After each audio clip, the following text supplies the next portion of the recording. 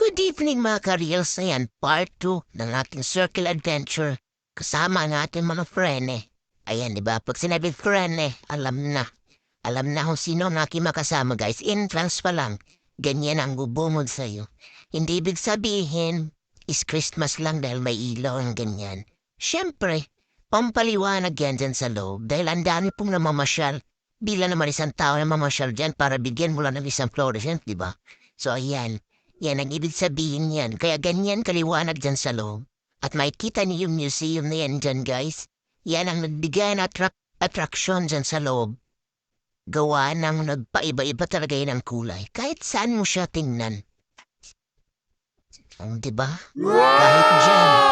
Ang dami-daming attraction na yan. Ilaw, iba-ibang klase, iba-ibang kulay. Nakakatuwa tingnan talaga. At hindi ibig sabihin na pwedeng solo ka lang dyan. Mas maganda kung ka-holding hands mo yung jowa. Tsaka, Wow. di ba? Tita mo dyan, may solo din, hi kuya. O syempre, pagpasok dyan, bungad mo talaga yung museum na nag-iba-iba.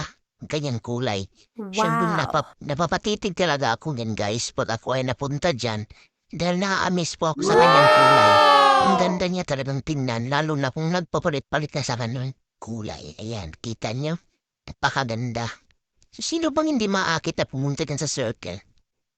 Sa banda naman dito is mga food stalls na. O, di ba?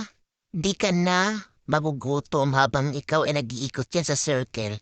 Kasi sa kabilang banda dito ay ang mga pagkain at ang dami pa guys dahil meron dito pagpipilian kung anong taste mo, kung anong panglasa mo, kung anong gusto mo. Kaya yan mga friend ko, hindi ko alam kung anong hinahanap.